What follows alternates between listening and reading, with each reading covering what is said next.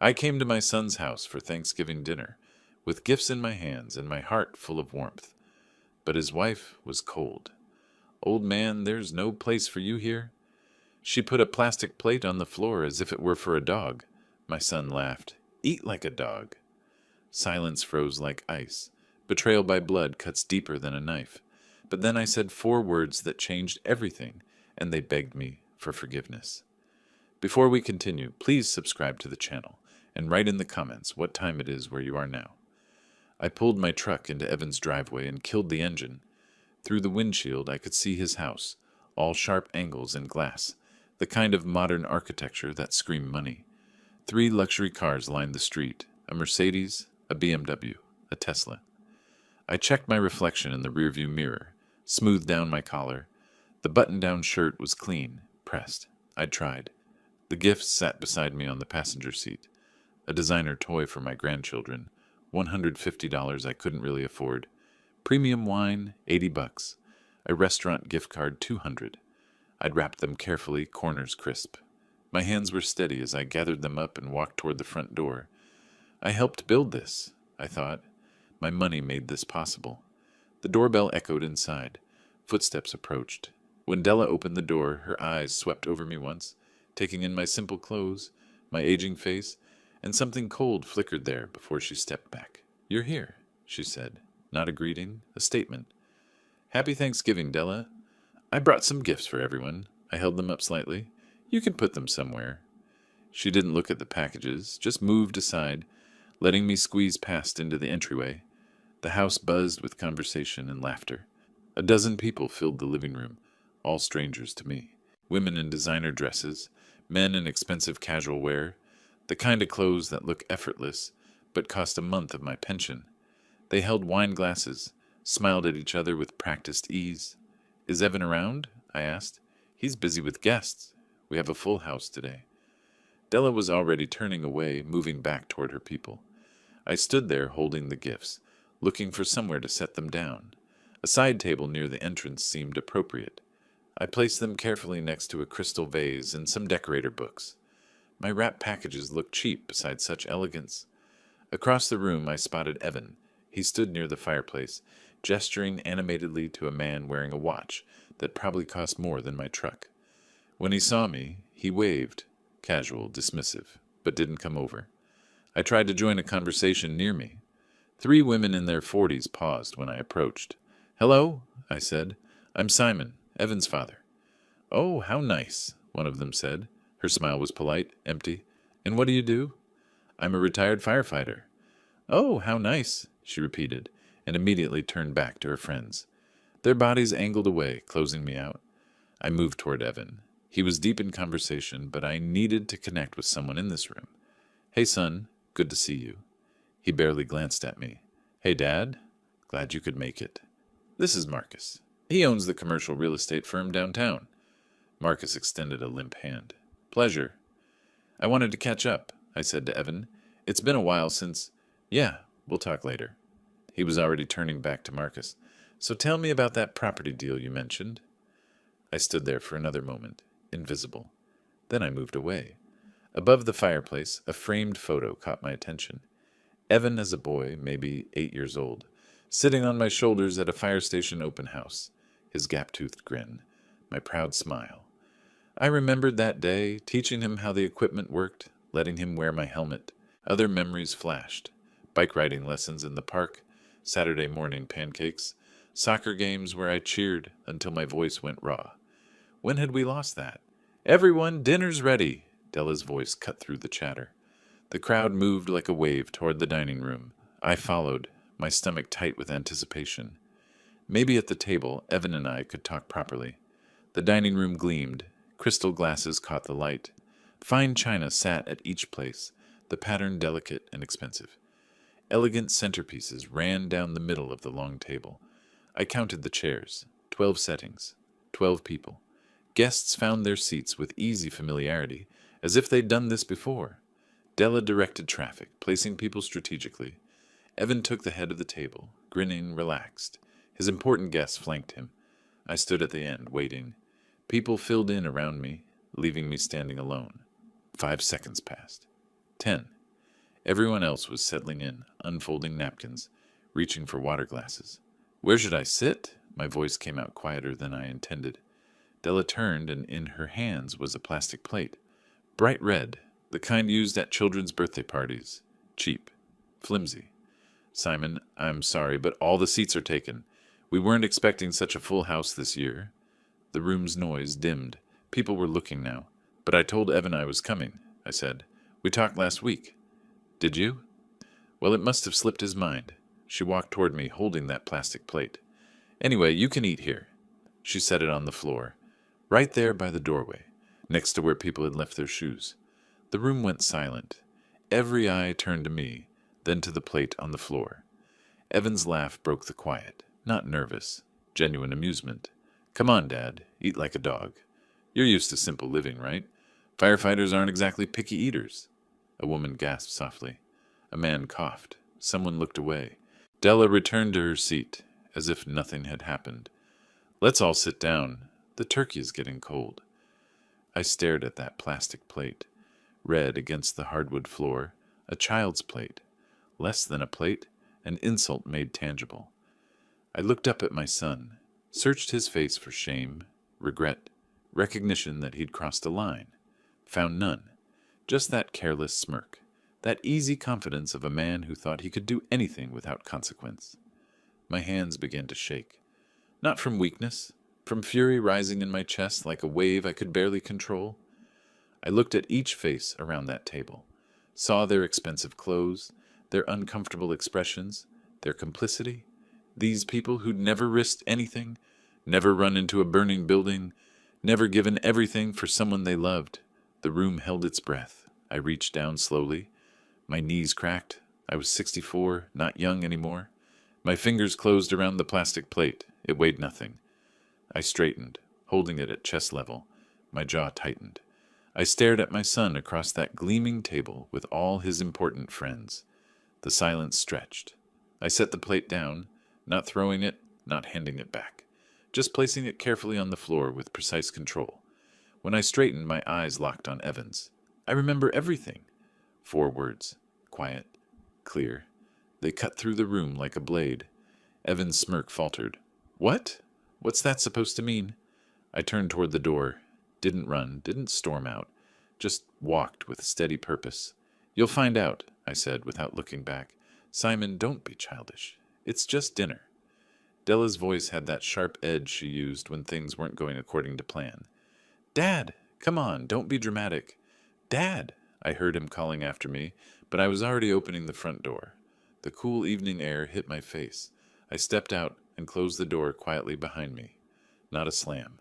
Control mattered now. Behind me, muffled through the door, what just happened?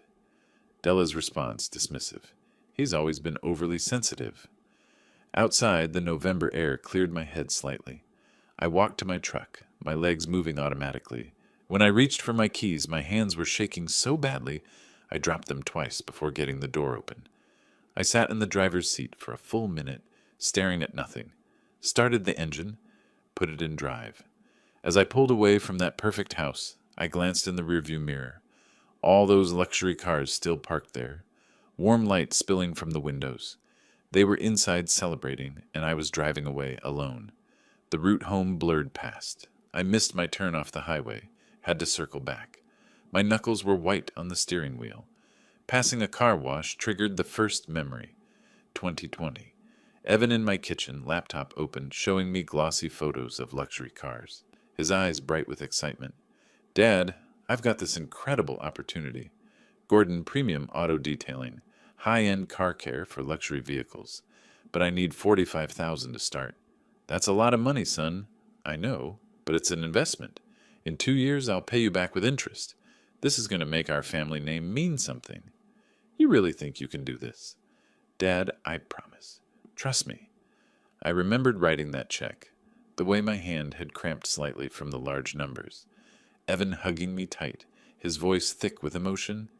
You're investing in my future, Dad. Our future. We'd even worked on the first location together. I helped paint walls, install equipment, got my hands dirty alongside him. He'd said I was building something that would last. I stopped at a red light. Another memory surfaced, sharp and clear. 2022? Evan on my phone, his voice rushed. Dad, the business is expanding. I need another 38,000 for the second location. Once this opens, I'll pay everything back together. Evan, you still haven't paid back the first loan. I know. But you have to spend money to make money, right? Trust me, Dad. When have I ever let you down? 2023. Another call. Just 22,000 more, Dad. Marketing and equipment. Temporary cash flow issue. You understand, right? I'm on a fixed income now, son. I'm retired. I'll pay you back, I promise. You're investing in your grandkids' future, too. 2024. 15,000. Vague explanations about unexpected expenses. My questions deflected, but I'd written the check because he was my son, and sons don't betray their fathers, right? By the time I reached my neighborhood, full dark had fallen. My house looked small, humble. Single-story, neat lawn, the place I'd lived for 30 years. It had seemed enough before I'd seen Evan's palace. I parked in the driveway and sat there, engine ticking as it cooled. Finally forced myself to get out, unlock the front door. Inside, silence. I flipped on a single lamp, leaving the rest of the house dim. Took off my coat and just draped it over a chair. Couldn't manage the simple task of hanging it properly. The photo on the mantel stopped me. My wife. She'd died 6 years ago. The memory hit like a physical blow. Her funeral. Gray sky, cold rain. Evan standing beside me in a black suit, checking his watch. Will you stay a while? I'd asked him. I don't want to be alone tonight. Dad, I wish I could, but Della needs me home. The baby's been fussy. Of course, I understand. I'll call you tomorrow, okay? He hadn't called the next day, or the day after. I'd sat in this dark house, drowning, and my son had disappeared. The financial help started after that. I saw it clearly now. I'd been buying his attention, trying to keep him close the only way I could. The loans weren't business investments. They were ransom payments for scraps of my son's time. I moved to my office, pulled out the folder marked Evan Business Loans, and spread documents across my desk. Bank statements, canceled checks, printed emails, the handwritten agreements we'd signed, so casual, so trusting. I found my calculator, started adding 45,000, 38,000, 22,000, 15,000, $120,000, 5 years of promises. I organized everything chronologically, highlighted key passages in the agreements, Evan's signatures on each one right next to mine. Text messages. Thanks, Dad, you're the best. I'll pay you back soon. Emails full of gratitude and vows. Documentation. Evidence. Proof. Hours passed. I made coffee, forgot to drink it. The house stayed dark, except for my desk lamp. Outside, the neighborhood slept. I found a photo in my desk drawer. Evan at 7, gap-toothed smile, sitting on my shoulders. That fire station open house. Before everything changed. Before money became the only language between us. I traced my finger over his young face, then set the photo face down on the desk. My phone sat beside the documents. I scrolled through old messages from Evan, reading his promises. Stopped on one from 2020. You're the best dad ever. I'll make you proud. My expression hardened. I picked up a business card from my desk organizer. Robert Chen, attorney. He'd done legal work for the fire department years ago. Handled some property disputes. Good man. Fair. I programmed his number into my phone, pulled up his contact.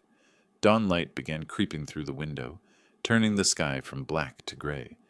I'd been awake all night, sitting with my documents, my memories, my calculations.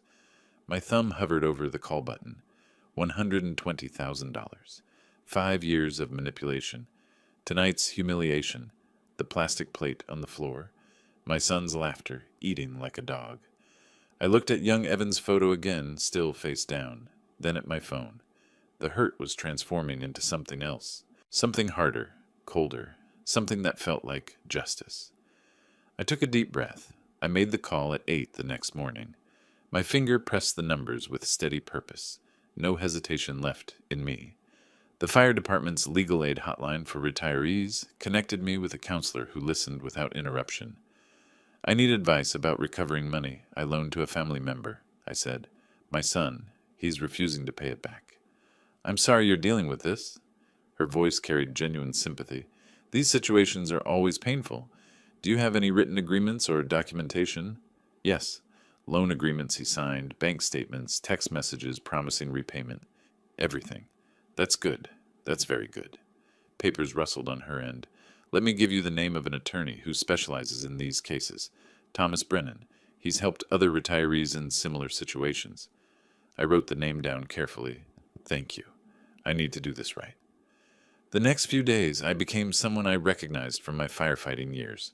Systematic, thorough, mission-focused. I spread every document across my dining table and organized them by date. Bank statements went into one pile, canceled checks in another. The loan agreements, 5 of them, each bearing Evan's careless signature, got their own section. Text messages I'd printed out, emails full of his promises, all arranged chronologically.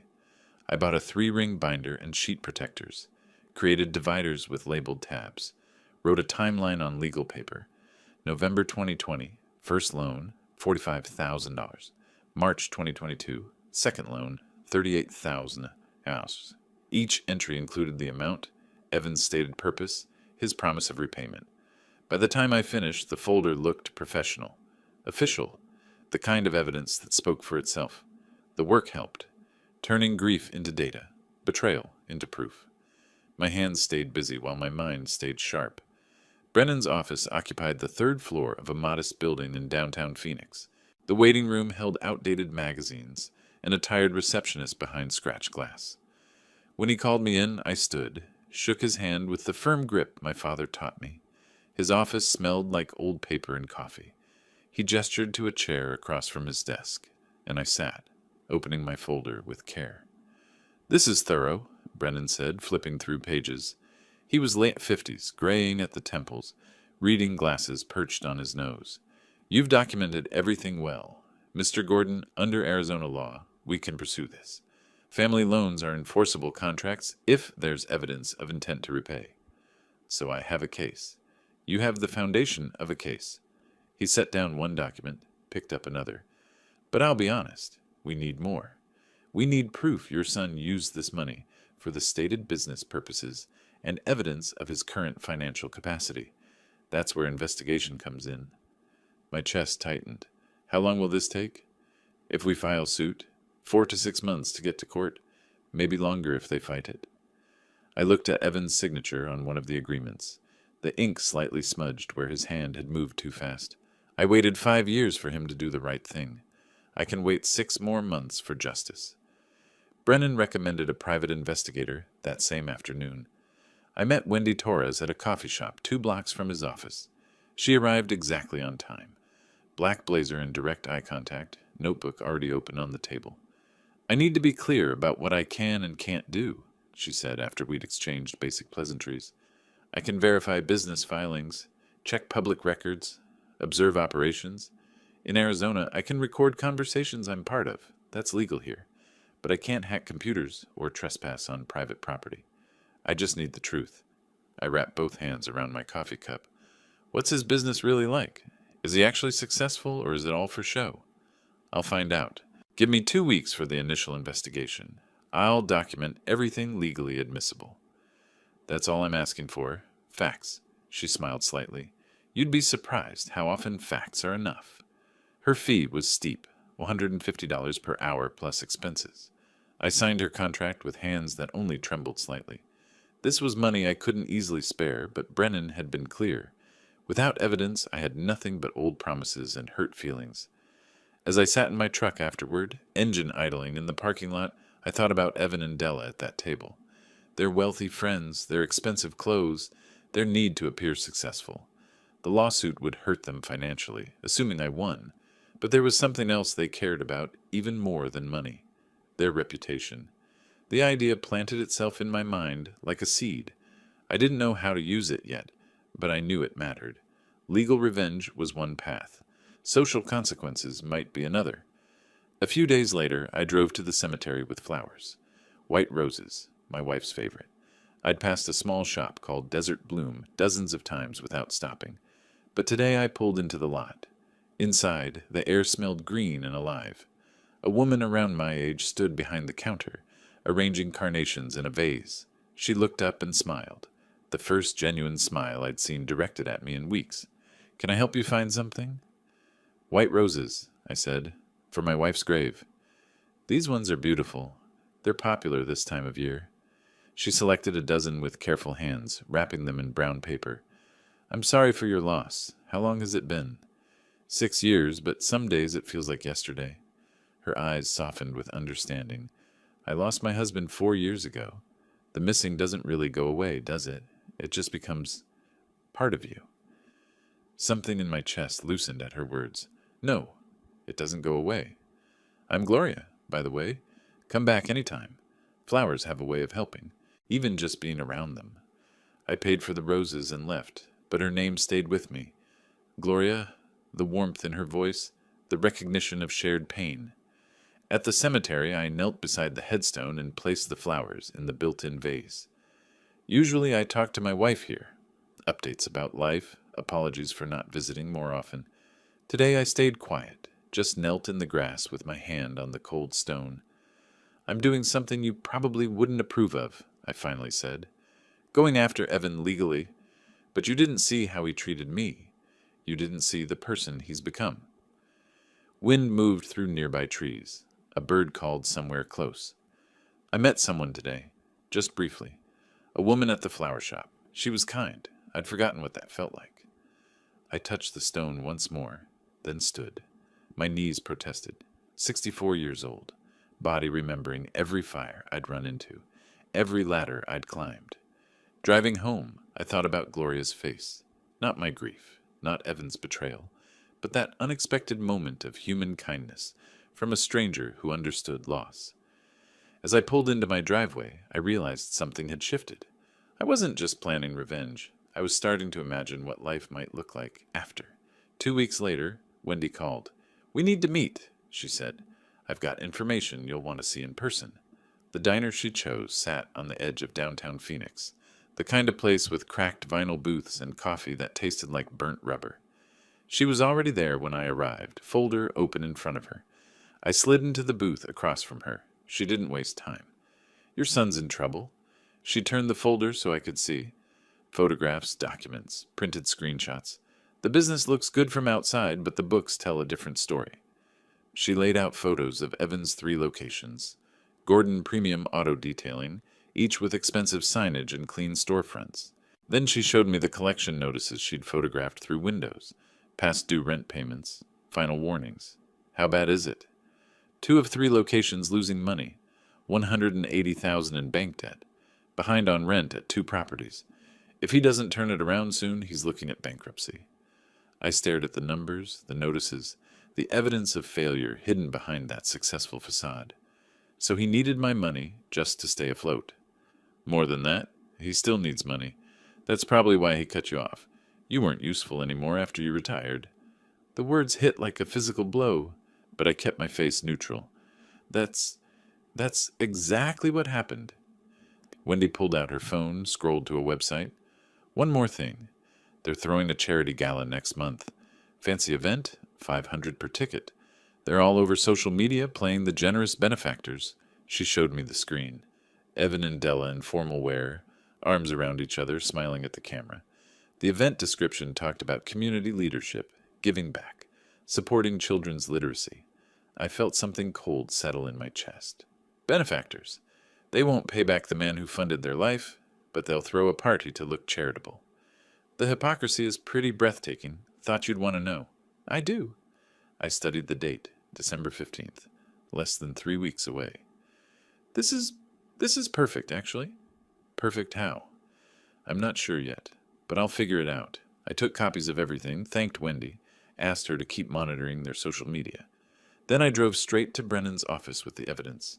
He reviewed each document with growing satisfaction, making notes on his legal pad, highlighting specific sections.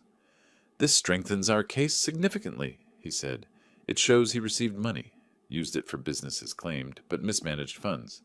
We're ready to file soon."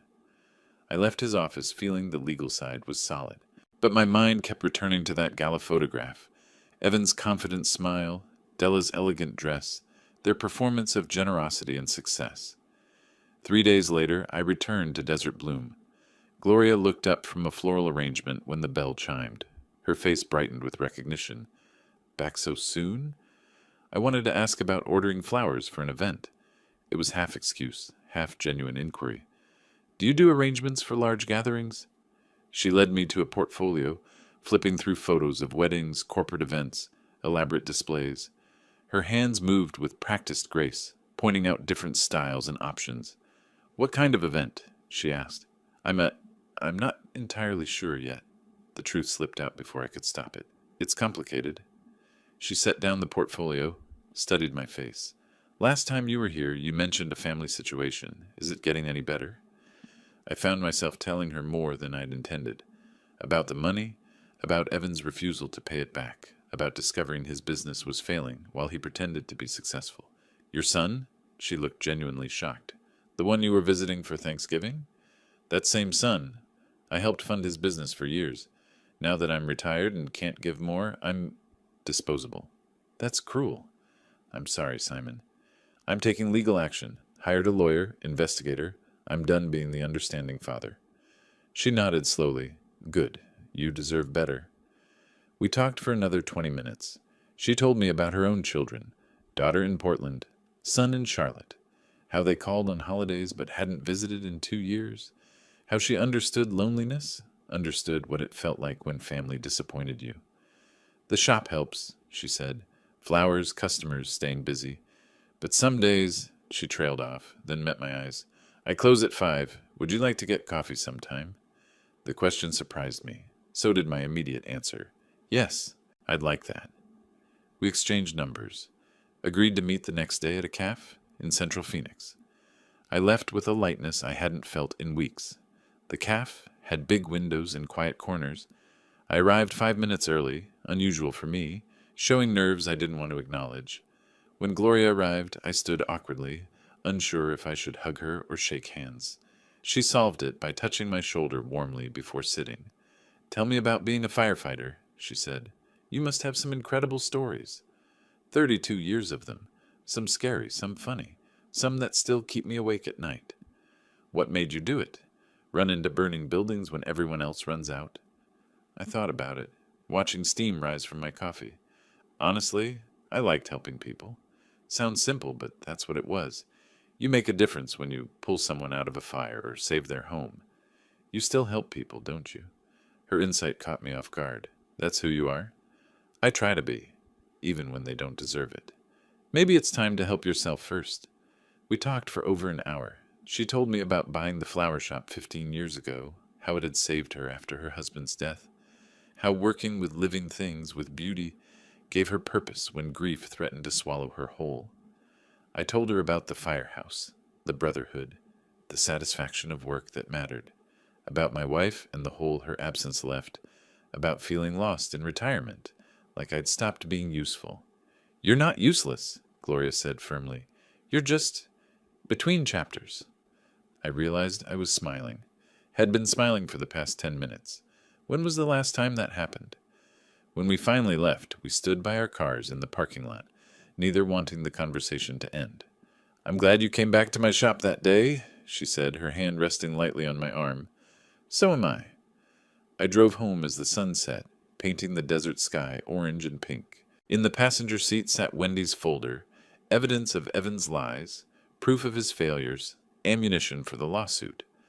My phone held Gloria's contact, her warmth, the possibility of something beyond anger and betrayal. I sat in my truck outside my house for a long time, engine ticking as it cooled, held my phone in one hand, Wendy's folder in the other. One represented everything that had gone wrong. The other represented something that might go right. I wasn't sure which one I was more afraid of. Brennan filed the lawsuit the following week. The process server, a woman in business casual, walked into Gordon Premium Auto Detailing's main location at 2 in the afternoon. Evan was standing beside a Tesla, showing a client paint protection packages on an iPad. Professional, confident, the image of success. Evan Gordon? He turned, confused. Yes? She handed him the manila envelope. You've been served. The client stepped back. Evan opened the envelope right there, his face shifting from confusion to shock. Complaint for breach of contract. $120,000? His hands trembled. The client mumbled something about calling later and left. Evan stood frozen, other customers watching, employees glancing over. My phone rang an hour later, Evan's name on the screen. I let it ring twice before answering. "Hello, Evan!" Shouting erupted, so loud I held the phone away from my ear. "You're suing me? Your own son? Are you out of your mind?" "No, Evan. I'm finally thinking clearly. This is betrayal. Family doesn't do this to family. You're right. Family doesn't." I kept my voice level. "So explain Thanksgiving to me. Explain that plastic plate on the floor. Explain eat like a dog." "That was a joke? You're too sensitive. Do you remember those 4 words I said?" I paused, let the silence hang. I remember everything. Every check. Every promise. Every signed agreement. And I have proof. You're going to regret this, old man. Have your lawyer contact mine. I hung up while he was mid-sentence, set the phone face down on the table. My hand shook slightly, but my jaw was set. Over the next few days, Della launched her campaign. Gloria had suggested I'd check Facebook, see what they were saying. I found Della's profile, a photo of her and Evan looking somber.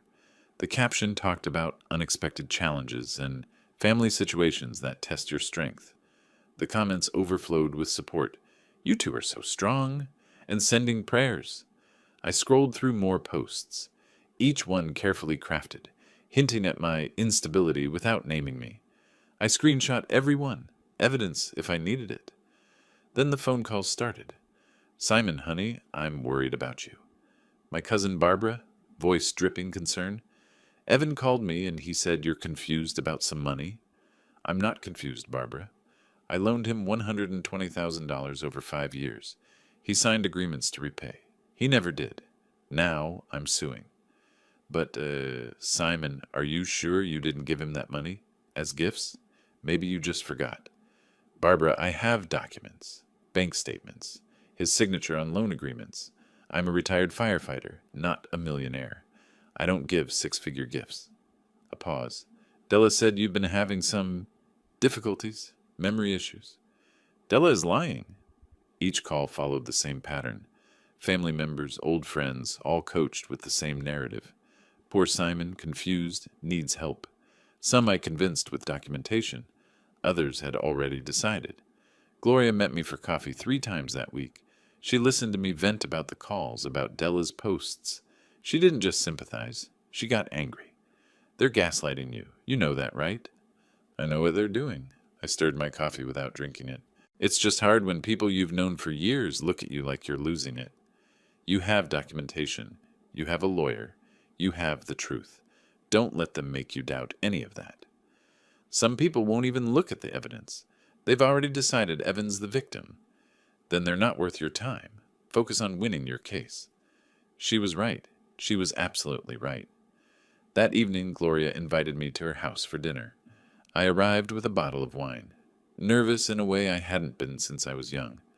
Her home was modest but warm, lived in, comfortable, real. She'd cooked pot roast, nothing fancy, but it smelled like home. We ate at her kitchen table, talking easily. She told me about a difficult customer that day, someone who wanted roses but complained they smelled too much like roses. I laughed, actually laughed, for the first time in weeks. After dinner, we moved to her couch with coffee. The conversation drifted to deeper things, her late husband, my late wife, what it meant to start over in your 60s. "I like having you here," she said quietly. "It's nice to cook for someone again, to have conversation over dinner. I like being here. I haven't felt this comfortable anywhere in I don't know how long." "Good. Then come back. Often. Anytime." We sat close, our knees almost touching. She placed her hand on my arm when I was telling a story about the firehouse. Her touch was warm, steady. I looked at her face in the soft lamplight. "Gloria, I need to tell you something." Her phone buzzed on the coffee table. She glanced at it, her expression shifting. "Simon, this is from my daughter. She's been following some Facebook posts about an elderly firefighter suing his son. She's asking if I know anything about it." My chest tightened. "What exactly is she seeing?" Gloria read from her phone. "She says there's a woman posting about how her father-in-law is having mental issues and falsely accusing them of owing money. The posts don't name names, but the details match. People are commenting, sharing it." Della, she's spreading it wider than I thought. Gloria looked up at me, concern clear in her eyes. Simon, this could get ugly. The next morning I told Gloria everything. I met her at Desert Bloom before opening. She unlocked the door, surprised to see me. We need to talk, I said. She let me in, locked the door behind us, flipped the sign to closed. We sat in her back office, surrounded by orders and vases. I haven't told you everything about Thanksgiving, I began, about why I'm really doing this. Tell me now. I chose my words carefully, reliving that moment. When I got there, Della opened the door like I was a stranger. Inside, all these wealthy people. No one talked to me. Then at dinner, there were 12 place settings. 12 people. I stood there, waiting. No chair for me. Gloria leaned forward. What did they do? Della brought out a plastic plate, one of those cheap kids' plates. She set it on the floor, next to where people left their shoes, and she said, "You can eat here." Evan laughed. He said, "Eat like a dog, Dad. You're used to simple living." Gloria's face hardened. That's inhuman. Everyone just stared. That's when I said it. I remember everything. And I left. She reached across, gripped my hand firmly. You should have told me this sooner. I would have understood everything better. Those 4 words, they had 2 meanings. I squeezed her hand back. The obvious one. I'd remember that humiliation. But the real meaning? I remember every check I wrote, every loan agreement, every promise Evan made, every document with his signature. I'd been keeping records for years, not even knowing why. Some part of me knew I'd need proof someday. You were protecting yourself without realizing it. I wanted to believe in him, but I documented everything anyway. And when he pushed me too far, I had everything I needed. Gloria's eyes were wet, but not with pity, with fury on my behalf. That's not revenge. That's justice. My phone rang. Wendy, her voice was tense. We need to meet. Now. This is urgent. 30 minutes later, I pulled into a shopping center parking lot. Wendy's car was already there. I got in her passenger seat. She handed me her phone with earbuds. Listen to this. Evan's voice came through clearly. He was at a restaurant with someone, a lawyer, from context. They were discussing me, discussing guardianship, discussing declaring me mentally incompetent. My blood ran cold. We claim the lawsuit proves dementia, the lawyer said. He's confused about gifts being loans. We file for guardianship, then claim he actually borrowed from you to maintain his house. We create documentation showing he owes you the house. Can we do that? Evan asked. I can draft the papers, backdate some loan agreements, sign his name. We have samples. If we move fast before his lawyer catches on, we can get a lien on the property. The recording ended. I sat in silence, hands gripping the phone. They want to take my house, I said quietly. They want to lock me away. Wendy nodded grimly. That's exactly what they want. This lawyer lost his license once, got it back on a technicality. He's willing to commit fraud. I called Gloria from the parking lot. I need your help. Can you meet me at a notary office? Text me the address. I'll be there in 20 minutes. At the notary's office, a small storefront operation, I explained what I needed. The notary, a middle-aged woman who'd seen everything, pulled out forms without blinking. A will leaving my house and assets to the firefighters' benevolent fund. Medical power of attorney to Gloria. Financial power of attorney to Gloria, with strict limitations. When it was Gloria's turn to sign as my attorney-in-fact, she hesitated, pen hovering. I covered her hand with mine. Please, I trust you. She looked at me for a long moment, then signed. We went directly to Brennan's office. Late afternoon light slanted through the windows. I handed over Wendy's recording device and printed transcripts. Brennan listened, jaw tightening. He made notes rapidly, occasionally muttering, "Unbelievable!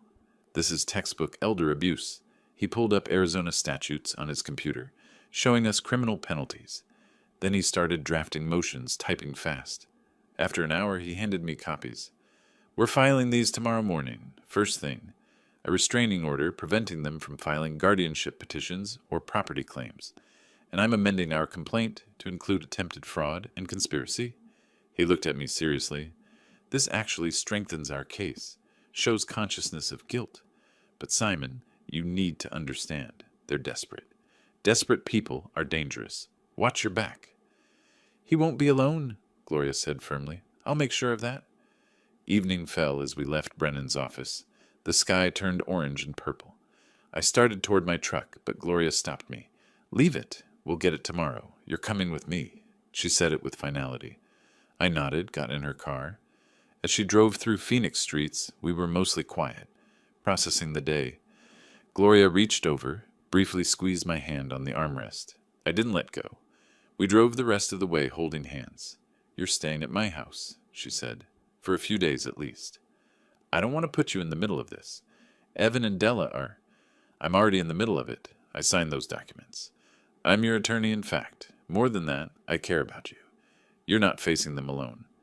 Gloria, I don't know what I did to deserve. You didn't do anything. Sometimes good people find each other when they need each other most. That's all this is. It's more than that. For me, it is. She squeezed my hand tighter. For me, too. Now let's get you home. My home. Our home. For now. I looked at her profile in the fading light. This woman who barely knew me weeks ago and was now letting me into her life, putting herself at risk by opposing my family. For the first time in years, I wasn't alone in this fight. 2 weeks passed in a strange sort of peace. Living with Gloria felt less like staying with someone and more like coming home. We developed rhythms. Morning coffee together at her kitchen table. She'd leave for the flower shop with a kiss on my cheek. I'd handle legal calls and documents at her dining table. Evenings we cooked together, talked about anything except Evan and lawsuits. But the gala approached. December 15th. I'd been watching their social media promotion. Glossy photos, hashtags about community leadership, ticket prices that could feed a family for weeks.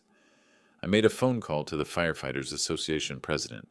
Jake, I saw that Evan and Della are hosting this big charity event.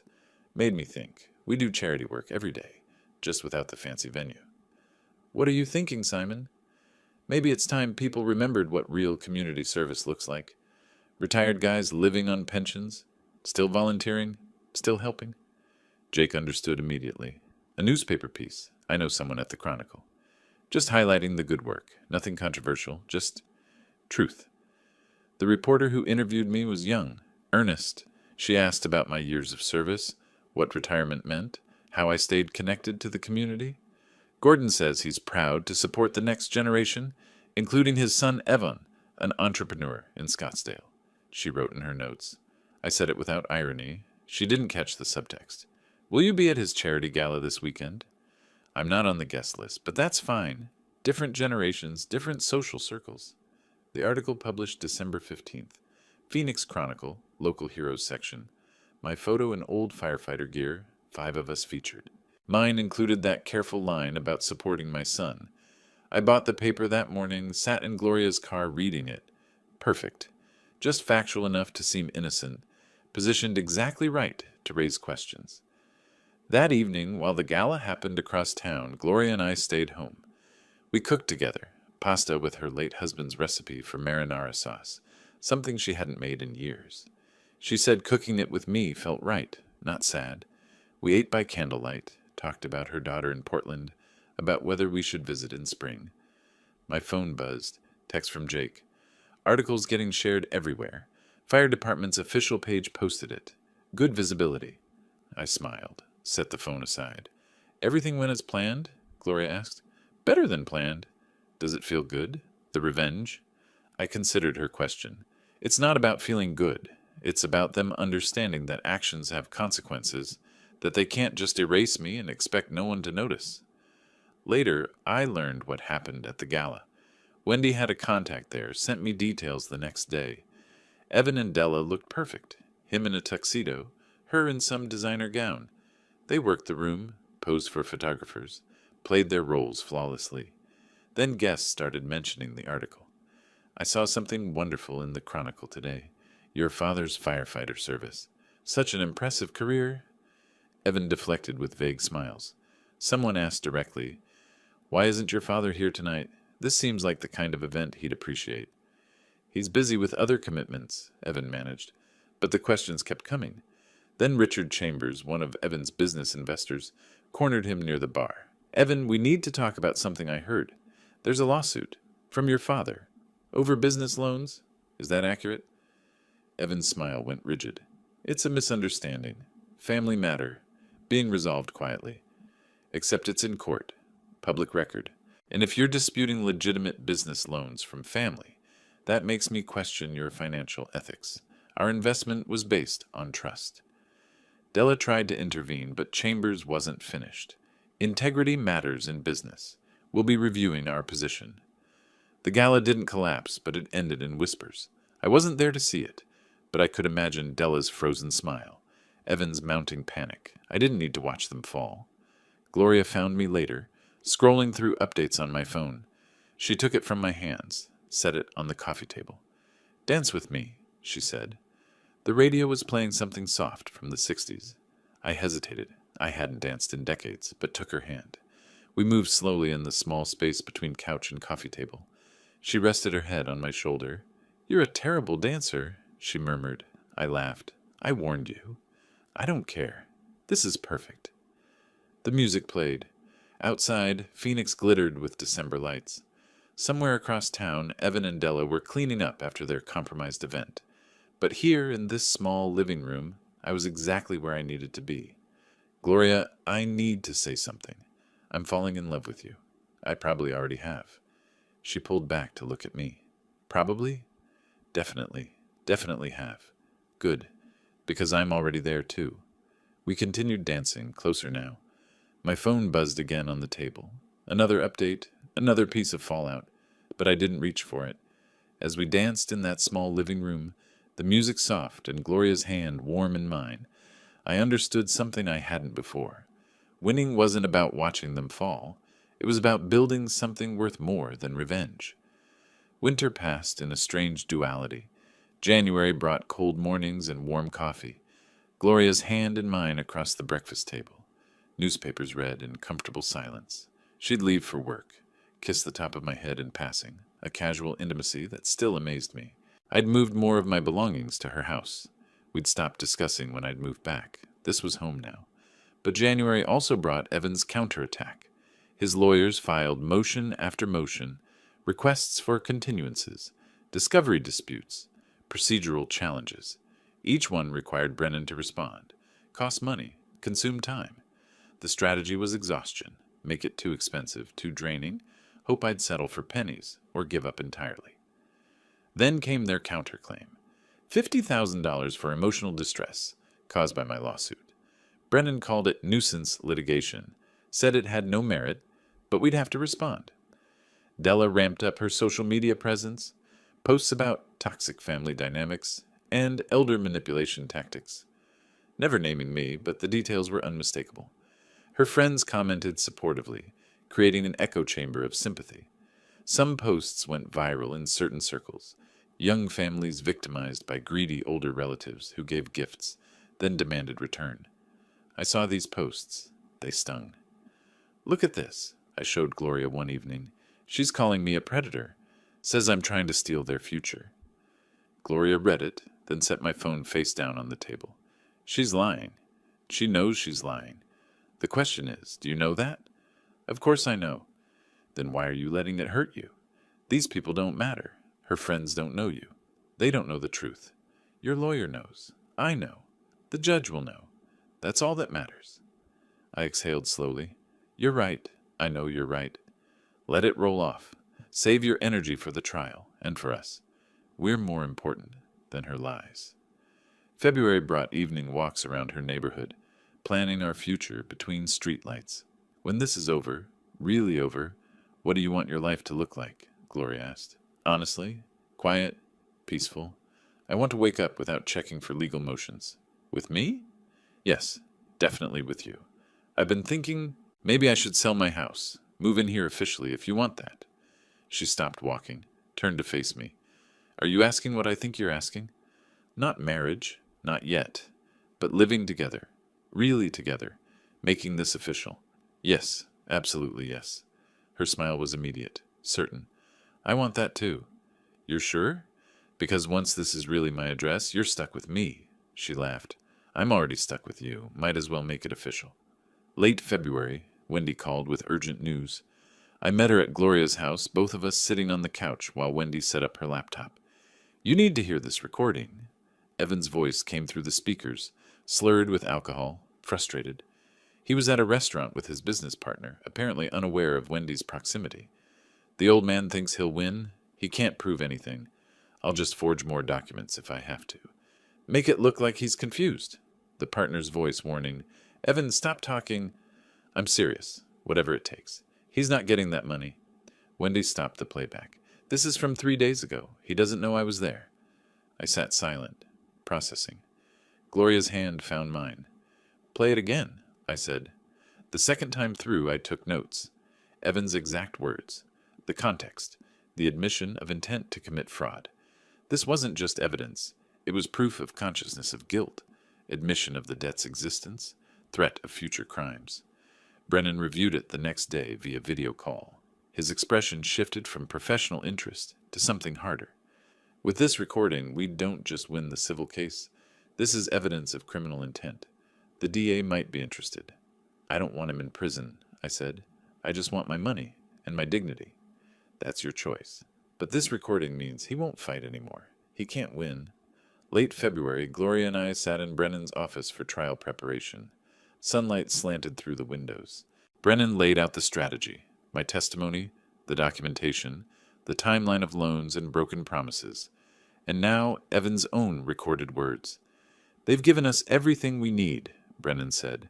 Evan's own words will convict him. Trial is set for late April. We're ready. I nodded, but I wasn't triumphant, just tired, ready for this to be over. Gloria squeezed my hand. We walked out together into winter sunlight. In the parking lot, I stopped, looked at her. 2 more months. Then maybe we can actually start our life. We've already started it, she said gently. This is just the last chapter of the old story. What's the first chapter of the new one? Us? Together? Building something good. I opened her car door. Thank you. For everything. For standing with me. Where else would I be? We drove home, and it was home now, fully, completely. Through Phoenix streets, the afternoon sun warmed through the windows. Trial approaching, but future already beginning. March brought the first real heat of spring and the final countdown to trial. Brennan's office became my second home. We spent hours at his conference table, documents organized in labeled stacks, each one tabbed, color-coded, ready for court. He played opposing counsel, asking questions designed to rattle me. Mr. Gordon, isn't it true you gave this money to your son as gifts, and now you're fabricating this loan story because you're angry? I pointed to a document. Here's his signature promising repayment. Here's a text message. I'll pay you back, Dad. I promise. These aren't gifts. Brennan nodded. Good. Stay calm like that. Don't let them bait you into anger. I spent 32 years staying calm in emergencies. I can handle a courtroom. That's exactly the energy. Competent, factual, unshakable. Gloria attended some sessions, seeing the depth of my documentation for the first time. Afterwards, she said, You really did remember everything.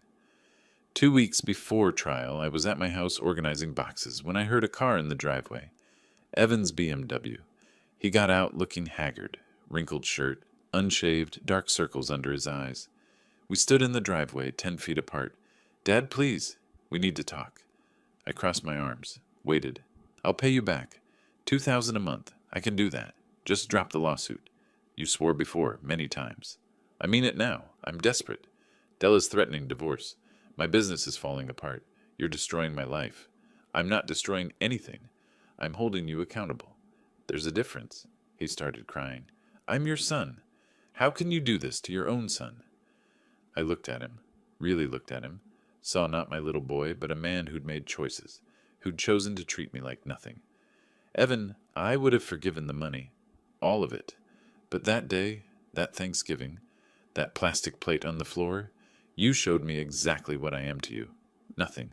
You can't come back from that with an apology. So that's it? You're just going to ruin me? I'm not ruining you. You did this to yourself. You took my money, broke your promises, then humiliated me in front of strangers.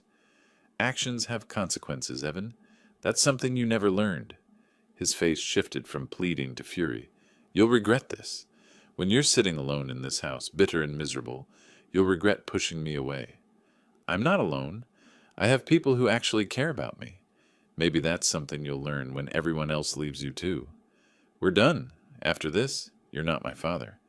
You stopped treating me like a father a long time ago. I'm just making it official. He stormed to his car, peeled out. I stood there watching him go, feeling only sadness for who he'd become. That evening, my phone rang. Unknown number. Simon, it's Robert. Margaret's brother. I stepped away for privacy. My late wife's brother, Evan's uncle. He'd been silent throughout this whole ordeal. Robert, it's good to hear from you. Too long. I should have called sooner. Simon, I want you to know. I believe you. I've watched Evan for years. Saw how he treated you after Margaret died. Saw him lie about his business. Brag about success I knew wasn't real. My voice caught. You saw that? I did. And I'm ashamed I didn't say anything sooner. But I'm saying it now. If your lawyer needs a character witness, someone to testify about Evan's pattern of dishonesty, I'll do it. Margaret would want me to stand with you. Thank you. You don't know what that means. Family should stand together. And your family, Simon, always will be. Later that week, Gloria and I attended a firefighter's retirement dinner. We arrived together, clearly a couple. Friends approached, shook hands, congratulated us both. Good for you finding someone, my old captain said. You deserve happiness, Simon. Throughout the evening, we moved as a unit. Comfortable. Right. Gloria changed her Facebook status. In a relationship with Simon Gordon. Small thing, but it mattered. We were official. Public. Building a future. The night before trial, we sat on my porch watching the sunset. The house behind us was already listed for sale. I was moving to Gloria's permanently. Are you nervous about tomorrow? She asked. Yes and no. I'm not nervous about the case. I know we'll win. But facing him in court, hearing whatever lies his lawyer tells, that part worries me. You're not the same man you were on Thanksgiving. You're stronger now? I feel stronger, but I also feel tired, ready for this to be over. It will be, tomorrow or the next day. And then we start the next chapter. I squeezed her hand. Together? Together? Officially, publicly, permanently, if you'll have me. I'll have you. I want nothing more than to build a life with you. As the sun disappeared behind the mountains, painting the sky orange and purple, I felt ready, not just for the trial, but for whatever came after. The courthouse stood solid and imposing in the June morning heat. Gloria, Brennan, and I walked through security together. My suit was simple but clean, professional. On the elevator, we rode in silence. When the doors opened, Evan and Della were already there, talking with their lawyer. We made brief eye contact. No greeting, just acknowledgement. The courtroom was formal. Wood paneling, high ceilings, the weight of justice in every detail.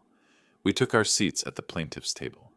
Gloria sat in the gallery directly behind me, close enough that I could feel her presence. Judge Patricia Martinez entered. 50s, professional, no nonsense. Court was in session. Brennan presented methodically. Timeline first. Loans from 2020 through 2024, totaling $120,000. Bank statements showing transfers. Loan agreements with Evan's signature. Text messages. I'll pay you back, Dad. I promise. Emails confirming intent to repay. Wendy Torres testified about her investigation. Evan's business struggles. The mounting debts. The 3 locations barely surviving. Then came the recording. Brennan set up the context. Explained how it was legally obtained. Then played it. Evan's voice filled the courtroom. The old man thinks he'll win. He can't prove anything. I'll just forge more documents if I have to. Make it look like he's confused. The silence afterward was profound. Evan's lawyer objected. Overruled. The recording was admissible. I glanced at Evan. He had his head in his hands. Della sat rigid beside him, crying quietly. Evan's lawyer tried a different approach. Couldn't dispute the money, so he argued these were gifts, twisted into loans by a vindictive father. It was weak. Judge Martinez's expression showed she wasn't buying it. After a brief recess, the judge returned with her ruling. I've reviewed all submitted evidence and heard testimony today. This is straightforward breach of contract with the complication of family dynamics. However, family relationships do not exempt parties from contractual obligations. She looked directly at Evan. Mr. Gordon, your conduct toward your father is reprehensible. Attempting to declare a competent adult incompetent, creating false documents, public defamation, these constitute elder abuse under Arizona law. She delivered the verdict. I find in favor of plaintiff Simon Gordon. Defendant Evan Gordon is ordered to pay $120,000, principal plus $18,000 in interest, totaling $138,000, payable over 24 months. Additionally, I award $15,000 in damages for emotional distress and defamation. Total judgment, $153,000. Her gavel fell. I'm also filing a report with the District Attorney's Office regarding potential criminal charges. Court adjourned. Outside on the courthouse steps, Gloria hugged me, not celebratory, just supportive. "How do you feel?" she asked. "Relieved, tired, sad." Brennan shook my hand. "You won, completely." "I know, but winning doesn't feel the way I thought it would. I got justice, but I lost my son in the process." Gloria squeezed my arm. "You didn't lose him. He lost himself years ago. Today just made it official. Maybe? I hope someday he figures it out. But I can't wait for that day." A week later, my phone rang. "Evan," I almost didn't answer, but did. "Dad, it's me." His voice was hollow, defeated. "I know." Della filed for divorce. Yesterday. She's taking everything. The business is filing for bankruptcy next week. I'm moving out of the house. "I'm sorry to hear that." "Are you?" "You won. You destroyed me." "I never said I'd destroy you. I said I'd hold you accountable. There's a difference, Evan." Silence. Then, "You were right. About everything. I was an idiot. You can pay the judgment in installments like the court ordered. And Evan, if you actually change, really change, call me someday. Maybe we can figure out how to be father and son again. But I'm not waiting for that. I'm moving forward with my life." "Okay." Just that. Then he hung up. Weeks later, I stood on my porch with Gloria. The house had a sold sign now. We were watching another Arizona sunset, hands intertwined. "You really think he can change?" she asked. "I don't know. Maybe. He's my son. I have to believe it's possible." "But you're not putting your life on hold waiting for it." "No. I spent too many years waiting for him to do the right thing. We're building our life now. Together. I like the sound of that. Our life." I looked at the sunset, all those shades of orange and purple that had become familiar over these months of transformation. "You know what's funny? 6 months ago I came to his house for Thanksgiving, hoping for family. Now I've got you, and that's more family than I've had in years." She smiled. "That's not funny. That's perfect." We stood in comfortable silence. The evening air was warm, gentle. Somewhere across Phoenix, Evan was rebuilding from nothing. Maybe he'd find his way, maybe not. But my story wasn't about him anymore. "Ready to start the next chapter?" I asked. "Been ready since the day you walked into my flower shop." We went inside together, leaving the porch and the past behind, walking into the life we'd built from ashes and unexpected kindness. A life worth more than any revenge could ever be. If you like this story, please like this video, subscribe to the channel, and share your impressions of this story in the comments. To listen to the next story, click on the box on the left. Thank you for watching.